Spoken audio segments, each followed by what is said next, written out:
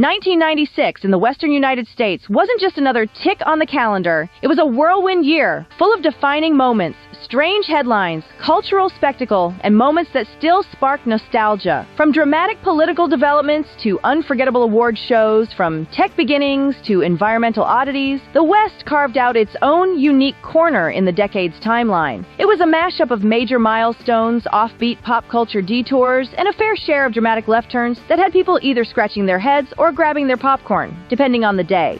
Arizona launched into 1996 with a high-energy start, more like a full-blown touchdown celebration than a quiet new year. On January 28th, the city of Tempe became the center of the sports universe as Sun Devil Stadium played host to Super Bowl 30, drawing fans, media, and celebrities from all corners of the country. The Dallas Cowboys, one of the most dominant franchises of the decade, went head-to-head with the Pittsburgh Steelers in a highly anticipated matchup. When the final whistle blew, the Cowboys had secured a 27-17 victory, claiming their fifth Super Bowl championship and solidifying their place in NFL history as the first team to win 3 Super Bowls in a span of just 4 seasons. The energy in the stadium was electric, and the win sparked celebrations not just in Texas, but all across the western United States, where football culture ran deep and loyalties stretched far. Meanwhile, fans in the West were also feeling grateful for something a little less glamorous: good weather. While the East Coast was being hammered by the massive and historic North American blizzard of '96, which dumped several feet of snow and brought entire cities to a halt, much of the West basked in relatively calm and sunny conditions. For Westerners, the contrast couldn't have been clearer. No snow shovels, no gridlocked highways, just a perfect day for football under the desert sky. The mood across the western United States took a grim turn in early February 1996. On February 2nd, a horrifying act of violence shook the small town of Moses Lake, Washington. A 14-year-old student armed with a hunting rifle entered Frontier Middle School and opened fire inside a classroom. In a matter of moments, he killed his algebra teacher and 2 fellow students, leaving others wounded and traumatized. The quiet community, unaccustomed to such brutality, was left reeling in shock and grief. Parents, teachers, and classmates struggled to make sense of the tragedy, and the shooting quickly became a national headline, prompting urgent conversations about youth violence, school safety, and access to firearms. Just a few days later, on February 6th, another deeply unsettling incident took place, this time nearly 2,700 miles away in Honolulu, Hawaii. A former employee, bitter over his termination, stormed into his previous workplace and took several of his ex-colleagues hostage at gunpoint. The situation turned into a tense standoff, with law enforcement and crisis negotiators working for hours to prevent further bloodshed. Though the circumstances were different, the psychological impact of the Honolulu hostage crisis echoed the trauma felt in Moses Lake. Together, these back-to-back episodes painted a troubling picture of a society increasingly grappling with public acts of violence. They also intensified a growing national unease over gun control, mental health support, and workplace and school security, issues that would remain hotly debated for years to come. March arrived with a flair for the dramatic, and not just in the glittering world of Hollywood. On March 25th, the 68th Academy Awards lit up Los Angeles as Braveheart. Mel Gibson's sweeping Scottish epic dominated the evening. The film took home 5 Oscars, including Best Picture and Best Director, cementing its place in cinematic history and giving audiences across the country something to cheer for or argue about at water coolers the next morning. But far from the red carpets and acceptance speeches, another kind of drama was playing out in the remote plains of Montana. There, a group of self-declared anti-government extremists known as the Freemen holed up on a secluded ranch outside the tiny town of Jordan. The confrontation began brewing in earnest this month as federal authorities moved in, setting the stage for what would become an 81-day standoff. The Freemen refused to recognize the authority of the United States government, citing a mix of sovereign citizen ideology and grievances over financial and legal disputes. The situation quickly captured national attention, raising questions about how far the government should go in confronting domestic militancy, and how the West's rugged, wide-open spaces continued to serve as a backdrop for rebellion. Meanwhile, in the desert town of Mesquite, Nevada, another tragedy unfolded under much different circumstances. On March 10th, well-known motorcycle stunt rider Butch Laswell attempted a high-speed jump in front of a crowd of spectators. Laswell had a reputation for daring feats, but this time, something went terribly wrong. Mid-air, he lost control, crashed, and later died from his injuries. The crowd watched in stunned silence as emergency crews rushed in. His death was a grim reminder that even in a decade built on spectacle, risk carried very real consequences. All told, March 1996 wasn't just eventful. It was a collision of fantasy, protest, and fatal ambition, unfolding in both bright lights and shadowed corners of the American West. On April 3rd, federal agents once again found themselves in the national spotlight when they arrested Theodore Kaczynski, better known to the public as the Unabomber. After nearly 2 decades of sporadic and deadly mail bomb attacks across the United States, law enforcement finally located and captured Kaczynski at his isolated, weather-worn cabin deep in the Montana wilderness. The small wooden structure, tucked away in the mountains near Lincoln, was found to contain a treasure trove of bomb-making materials, detailed journals, and handwritten manifestos, evidence that would later confirm his identity and involvement in a campaign of domestic terror that killed 3 people and injured dozens more. His arrest marked a significant victory for the FBI and ended one of the longest and most resource-intensive manhunts in American history. However, that sense of triumph was short-lived. Just over a week later, on April 11th, the nation was shaken by an entirely different kind of tragedy, one that struck a far more personal and emotional chord. In Cheyenne, Wyoming, 7-year-old Jessica Dubroff was killed in a plane crash, along with her father and flight instructor. Jessica had set out with the ambitious dream of becoming the youngest person ever to pilot an aircraft across the United States. Her journey had begun just 2 days earlier in Half Moon Bay, California, and had already captured the public's imagination. She quickly became a media darling, with many following her progress from one small airport to the next.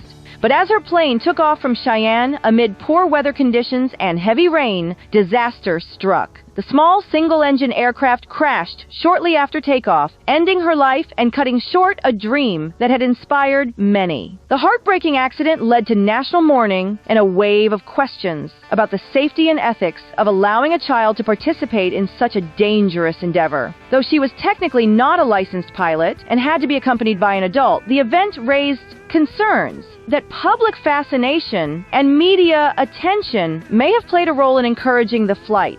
In the span of just a few days, the West experienced both a significant law enforcement triumph and a devastating loss that would linger in the public consciousness for years to come. In May of 1996, Hawaii turned its attention to the stars with the dedication of the Keck 2 telescope on Mauna Kea, a mountain long revered both for its cultural significance and scientific potential. As one of the most advanced optical telescopes ever built at the time, Keck 2 represented a monumental leap forward in humanity's ability to observe distant galaxies and explore the mysteries of the universe.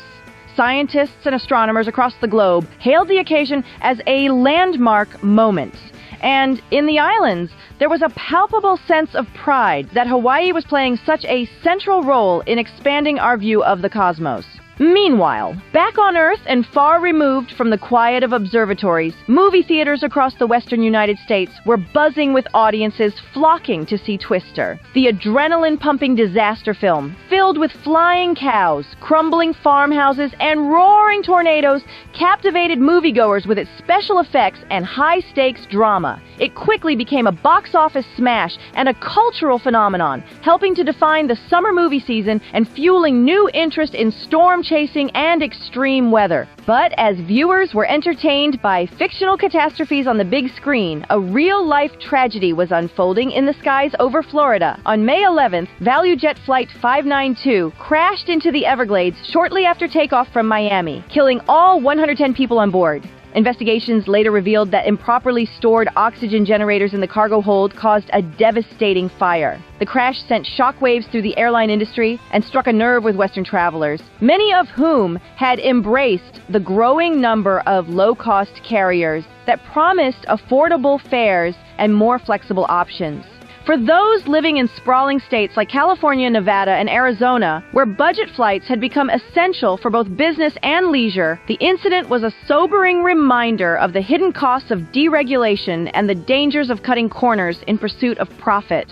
June brought a flurry of headlines and high emotions across the western United States, especially in the Rocky Mountain region. In Colorado, sports fans had plenty to celebrate. The newly relocated Colorado Avalanche, in what was nothing short of a spectacular debut season in Denver, clinched their first Stanley Cup championship. Their sweep of the Florida Panthers in the finals was more than just a victory. It was a statement. The win instantly cemented the team's place in Colorado sports history and ignited a deep passion for hockey in a state that hadn't traditionally been known for it. The Avalanche's triumph gave the Mile High City a reason to party, with fans pouring into the streets to celebrate a championship no one had predicted, but everyone would remember.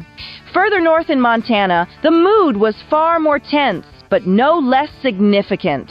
On June 13th, after nearly 3 months of negotiations, surveillance, and mounting public pressure, the anti-government group known as the Freemen finally surrendered to federal authorities. The 81-day standoff had drawn national attention, turning a remote piece of land in Jordan, Montana, into the center of a heated debate about sovereignty, law enforcement, and the reach of federal power. The peaceful conclusion of the siege was a relief for everyone involved, especially residents of the quiet town who had found themselves living next to an involuntary media circus. Back on the West Coast, the entertainment world was offering its own kind of spectacle. In Hollywood, Walt Disney Studios released The Hunchback of Notre Dame to theaters nationwide. The animated feature brought a darker, more emotional tone to the studio's lineup, offering audiences a more mature storyline than previous Disney hits. Inspired by Victor Hugo's novel, the film combined sweeping musical numbers with themes of isolation, identity, and moral courage. It struck a chord with both critics and audiences, adding depth to Disney's Renaissance era and reminding viewers that even family animation could tackle weightier topics. The summer of 1996 was well underway, and whether it was sports, standoffs, or storytelling, the West had no shortage of unforgettable moments. Yet, despite the relative calm, the West wasn't completely removed from the national spotlight. Down in Southern California, political preparations were gaining serious momentum. San Diego, the sun-soaked coastal city, known more for its beaches and surf culture than for high-stakes politics, was busily transforming itself into a hub of national attention. The city was getting ready to host the 1996 Republican National Convention, a major event in the presidential election cycle. The convention culminated in the official nomination of Senator Bob Dole as the Republican candidate for president, with former Housing Secretary Jack Kemp joining him on the ticket as the vice presidential nominee. The event was filled with political pageantry, stirring speeches, and a parade of party loyalists and delegates who descended upon the sunny Southern California city, drawing heavy media coverage and reaffirming the West Coast's importance in the national political landscape. The glittering lights of Las Vegas dimmed with a heavy sense of tragedy on the night of September 7, 1996. That evening, the city's high-energy atmosphere took a dark and violent turn when iconic rapper Tupac Shakur was shot multiple times in a drive-by shooting on the Las Vegas Strip. The attack occurred shortly after Tupac had attended a highly publicized boxing match between Mike Tyson and Bruce Seldon at the MGM Grand. The shooting sent shockwaves through the entertainment world and beyond, as Tupac, already a controversial and influential figure in music and culture, fought for his life in the days that followed. Despite the efforts of medical staff at University Medical Center, he succumbed to his injuries 6 days later, on September 13th, at just 25 years old. His death marked a turning point in hip-hop history and left a void in the lives of millions of fans, sparking years of speculation, conspiracy theories, and continued fascination with his legacy. While much of the nation reeled from the loss of one of rap's most powerful voices, the month of September ended on a very different note, particularly for gamers and tech enthusiasts. On September 29th, Nintendo released the Nintendo 64 in North America, ushering in a new era of home entertainment and forever changing the landscape of video gaming. The sleek, cartridge-based console introduced 3D graphics and immersive gameplay that set a new standard for what players expected from home consoles, Titles like Super Mario 64 and Pilot Wing 64 quickly became cultural touchstones, drawing players into colorful, expansive worlds that felt like a leap into the future. Across the western United States, living rooms buzzed with the sounds of pixelated kart engines, coin collection jingles, and digital showdowns as families and friends gathered around their TV sets for multiplayer marathons. Even amid national grief, the excitement surrounding the Nintendo 64 offered a glimpse of joy, nostalgia, and innovation, providing a brief escape and a spark of hope in an otherwise heavy cultural moment. As the 1996 election season reached a boiling point, the American media landscape underwent a seismic shift with the debut of Fox News on October 7th. The new 24-hour news channel burst onto cable networks with a bold, fast-paced format and a mission to offer an alternative voice in political coverage, one that would quickly reshape how news was delivered and consumed across the country. Though still in its infancy, Fox News wasted no time in establishing a strong presence, sparking debate, curiosity, and controversy almost immediately. Its arrival signaled the beginning of a more polarized media environment that would come to define the decades ahead. Meanwhile, California stepped directly into the heart of political discourse when the final presidential debate between incumbent President Bill Clinton and Republican challenger Bob Dole was held at the University of San Diego. The event offered West Coast voters a rare chance to witness the candidates face off live in their own backyard, elevating the political engagement of the region and underscoring California's importance as both a media capital and a crucial electoral prize. The debate, broadcast nationwide, was more than just a showdown of policy and personality. It was a clear reminder of how pivotal the western United States had become in shaping national conversations.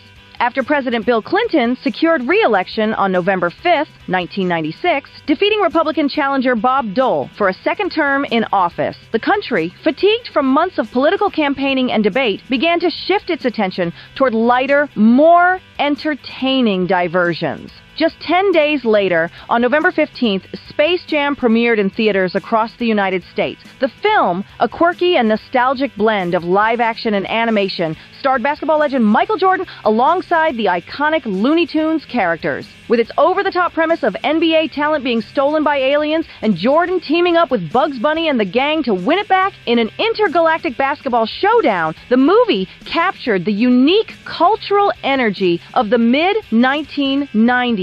It became a pop culture milestone, appealing to both children and adults who had grown up with Saturday morning cartoons and now idolized sports stars. Just as Hollywood was fusing fantasy with athleticism on the big screen, the Las Vegas Strip was putting on a real-life spectacle of its own. On November 26th, only 11 days after Space Jam's release, the Sands Hotel, one of the last vestiges of classic Rat Pack-era Vegas, was brought down in a dramatic implosion. Crowds gathered to watch as the once iconic structure crumbled into dust, clearing the way for the ultra-luxurious Venetian resort to take its place. This moment wasn't just another real estate project. It was symbolic of the larger transformation underway in Las Vegas, a city that had long thrived on constant reinvention. The neon nostalgia of the past was giving way to newer, flashier mega resorts, designed not just for gamblers, but for tourists seeking upscale dining, shopping, and entertainment experiences. In true Vegas fashion, it wasn't enough to build something new. It had to be built atop the spectacle of destruction. The implosion was both a literal and metaphorical turning of the page, reinforcing the city's endless cycle of tearing down the old to make room for the next big attraction. A ritual as much about forgetting as it was about creating. December 6th marked the debut of General Motors' EV1, a sleek, futuristic electric vehicle that was hailed at the time as a bold leap into the next chapter of automotive history. As the first mass-produced electric car of the modern era, the EV1 was seen as a potential game-changer for how Americans might someday power their daily commutes. Humming quietly through city streets, it hinted at a cleaner, tech-driven future. But despite the fanfare, the car would soon fade into relative obscurity. Leasing was limited, distribution was tightly controlled, and interest never fully caught fire with the mainstream public. Still, the EV1's short-lived journey left an impression and helped lay the groundwork for the electric vehicle revolution that would follow years later. As December drew to a close, a chilling and heartbreaking mystery gripped the Rocky Mountain state. On the morning after Christmas, the body of 6-year-old JonBenet Ramsey, a child beauty queen, was discovered in the basement of her family's upscale home in Boulder, Colorado. The story unfolded in slow, disturbing detail, captivating the nation with its strange mix of wealth, fame, tragedy, and unanswered questions. Speculation swirled, fueled by constant media coverage, and the case quickly became one of the most notorious unsolved crimes of the decade. For years, indeed decades, America would remain fixated on the haunting image of the young girl in tiaras and stage makeup, and on the many lingering questions surrounding what really happened that night. Meanwhile, in the ever-reinventing desert city of Las Vegas, spectacle once again took center stage as the Hacienda Hotel and Casino was brought down in a dramatic implosion. The demolition was both an event and a symbol, clearing the way for the construction of the Grand Mandalay Bay Resort, and continuing the city's relentless push to modernize, glamorize, and outdo itself year after year. What had once been considered state-of-the-art was now rubble. Las Vegas was not a city that stood still, and the skyline told that story better than any guidebook ever could. It shifted and shimmered with the times, just like the people who built it, visited it, and tried their luck beneath its ever-changing lights. Elsewhere in the West, nature had its own dramatic finale. High up in the damp forests of Oregon, Laurel Mountain recorded an astonishing 204 inches of rainfall by year's end, setting a new record for the contiguous United States. The deluge turned roads into rivers and soaked forests into swamps, creating a soggy epilogue to a year that had already seen its fair share of extremes. And in a quieter but no less historic moment, two of the country's most iconic railway lines, the Atchison, Topeka, and Santa Fe, and the Burlington Northern, officially merged on December 31st. This merger gave birth to a freight titan, the BNSF Railway. It was a powerful reminder of the region's roots, when iron rails carved paths across plains, deserts, and mountains, transforming the American West forever. Though the days of steam engines and telegraph wires were long gone, the legacy of railroads still pulsed beneath the surface, now reshaped for a faster, more connected world. The final hours of 1996 ticked down against a backdrop of upheaval, transformation, and reflection. The Western United States had witnessed everything from scientific progress to cultural touchstones, from unthinkable tragedy to unforgettable spectacle. The year wasn't calm or predictable. It was chaotic, compelling, and deeply human. And like the West itself, it left behind stories still echoing across mountains, deserts, cities, and coastlines. Come along, let's sing, where the joy will bring. Tune into the beat, feel the magic, it's true. Channel 199X, we're here just for you, for you.